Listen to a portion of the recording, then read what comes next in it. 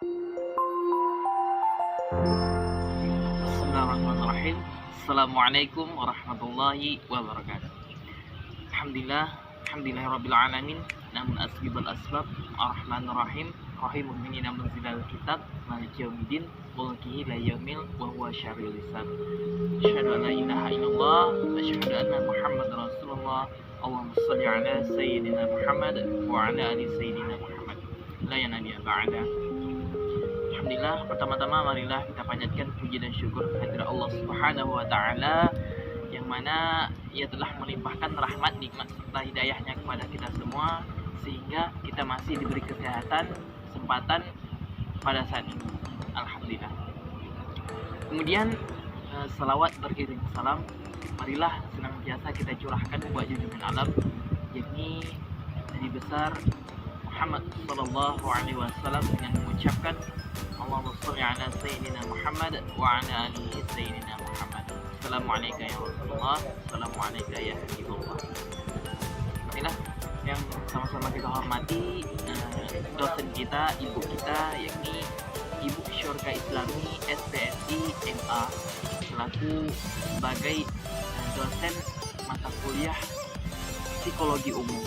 Semoga Allah Subhanahu wa taala senantiasa mencurahkan nikmat serta keselamatan kepada beliau sehingga kita bisa bersama-sama untuk menuntut ilmu kepadanya. Amin amin ya rabbal alamin. Baiklah, untuk tidak memperpanjangkan lagi mukadimah, langsung saja kita ke inti.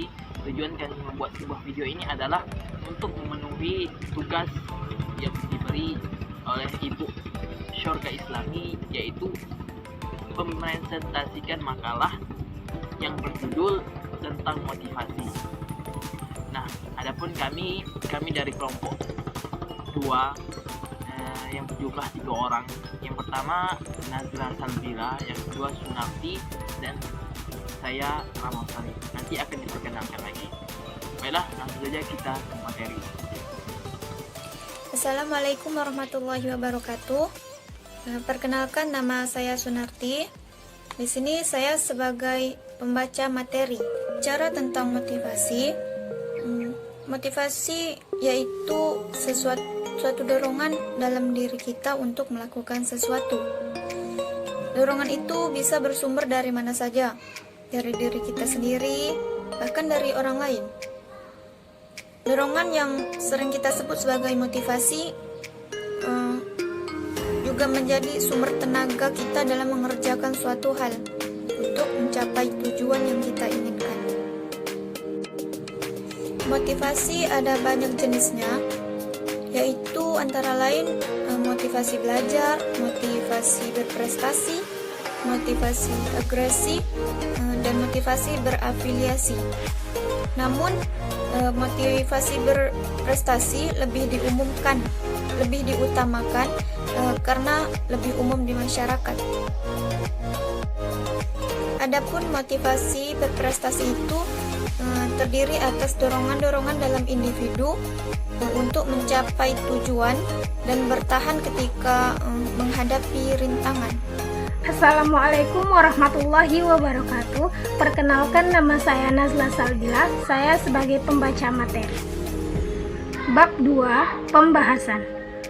A. Motivasi prestasi. 1. Definisi motivasi. Motivasi adalah sebuah alasan atau dorongan seseorang untuk bertindak. Orang yang tidak mau bertindak seringkali disebut tidak memiliki motivasi. Alasan atau dorongan itu bisa datang dari luar maupun dari dalam diri. Sebenarnya, pada dasarnya semua motivasi itu datang dari dalam diri. Faktor luar hanyalah pemicu munculnya motivasi tersebut. Selanjutnya adalah pengertian motivasi menurut para ahli. Yang pertama di sini menurut Walgito. Motivasi berasal dari bahasa Latin yaitu mover yang berarti bergerak, atau to move yang berarti kekuatan dalam diri organisme yang mendorong untuk berbuat atau bergerak. Jadi, motivasi sebagai pendorong tidak berdiri sendiri, tetapi saling terkait dengan faktor lain yang disebut dengan motivasi. Kemudian menurut Kaplan, motivasi adalah suatu keadaan ketegangan di dalam individu yang membangkitkan, memelihara, dan mengarahkan tingkah laku menuju pada tujuan atau sasaran. Jadi dari beberapa pengertian motivasi menurut para ahli tersebut, dapatlah kelompok kami simpulkan di sini, yaitu bahwasannya pengertian motivasi adalah sama, yaitu semuanya mengandung unsur dorongan dan keinginan. Kemudian yang kedua ada teori-teori motivasi. Pertama, ada teori intensif, yaitu teori yang mengatakan bahwa seseorang akan bergerak atau mengambil tindakan karena ada intensif yang akan dia dapatkan. Misalnya, Anda mau bekerja dari pagi sampai ke sore karena Anda tahu Anda akan mendapatkan sebuah gaji. Seperti itu misalnya. Kemudian untuk yang kedua, yaitu dorongan biologis. Dalam hal ini, yang dimaksud bukan hanya masalah seksual saja, termasuk di dalamnya dorongan makan dan minum. Kemudian, teori hierarki kebutuhan. Teori ini dikenalkan oleh Maslow sehingga kita mengenal hierarki kebutuhan Maslow.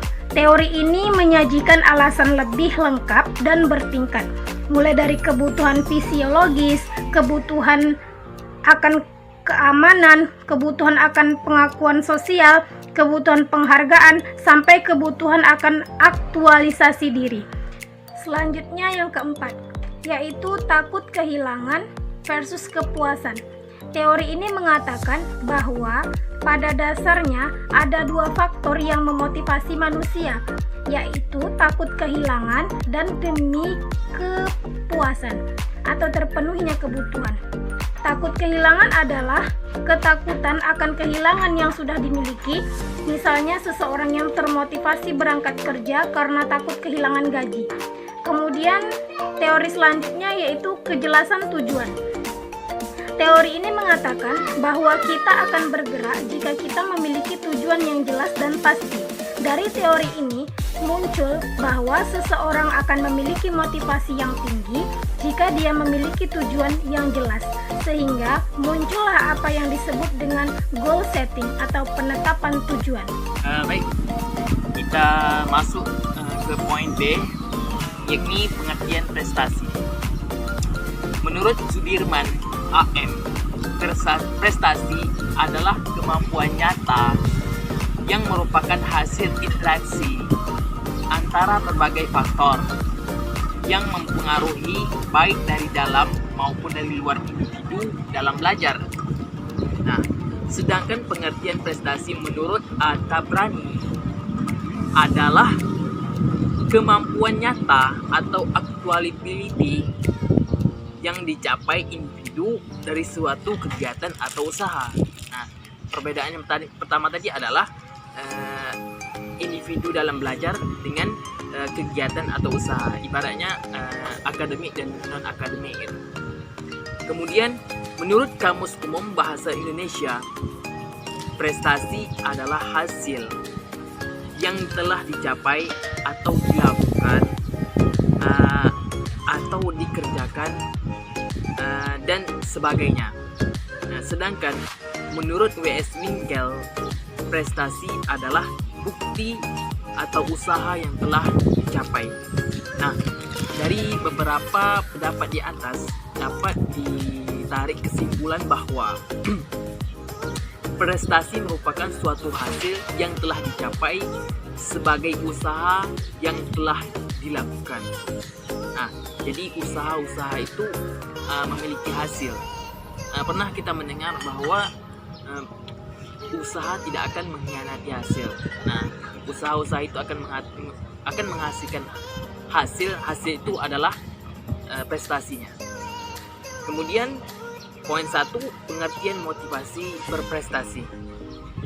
Motivasi berprestasi merupakan konsep yang dikembangkan pertama kali oleh Alexander Murray, ya.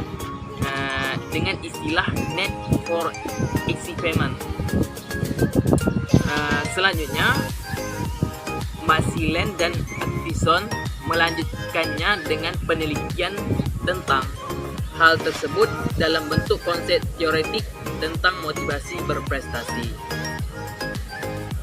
Motivasi berprestasi menurut Masilen dan Atkinson adalah upaya untuk mencapai sukses dengan berkompetisi dengan suatu ukuran keunggulan.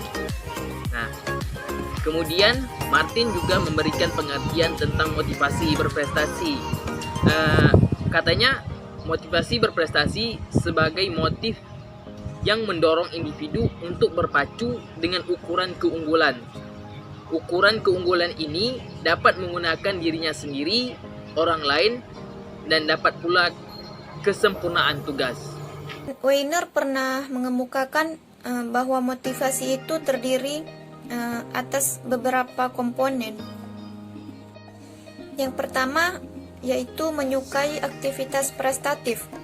Artinya di mana seorang individu akan merasa puas dan bangga atas keberhasilannya, sehingga akan terus bekerja keras untuk mencapai berbagai kemungkinan berprestasi. Yang kedua, selalu beranggapan bahwa kegagalan itu disebabkan oleh kurangnya berusaha. Individu dengan motivasi berprestasi yang tinggi akan merasa marah pada diri sendiri dan merasa menyesal karena apa yang diinginkan tidak sesuai dengan apa yang diharapkan, sehingga ia berpikir butuh usaha yang lebih keras lagi. Ketiga, selalu menampilkan perasaan suka bekerja keras dibanding individu lain yang mempunyai motivasi berprestasi rendah. Hal ini menjadikan ketangguhan individu dalam menjalankan tugas. Ia akan memelihara kualitas kerja yang tinggi untuk menyelesaikan tugas dengan sukses, untuk dapat mencapai prestasi terbaik yang dapat diraihnya dan mengungguli orang lain. Keempat, mempunyai satu pertimbangan dalam memilih tugas dengan tingkat kesulitan sedang, yaitu tugas yang tidak terlalu mudah tetapi juga tidak terlalu sukar. Hal ini dikarenakan orientasi motivasi berprestasi adalah adanya kesuksesan sebagai nilai prestasi, sehingga tugas yang terlalu mudah tidak bernilai tantangan dan tugas yang terlalu sulit akan sedikit memberikan kemungkinan untuk berhasil. Baik, mungkin itu saja yang dapat kami sampaikan dari kelompok 2. Dan mungkin dalam penyampaian kami terdapat banyak kekurangan. Kami mohon maaf. Yang benar itu datangnya dari Allah, dan yang salah itu datangnya dari diri kami pribadi. Kami dari kelompok 2 jumlah 3 orang, yaitu Nazla Zalzila, Sunanti, dan saya sendiri Ramosari. Mohon maaf sekali lagi, dan saya akhiri dengan wabillahi taufiq wal hidayah. Assalamualaikum warahmatullahi wabarakatuh.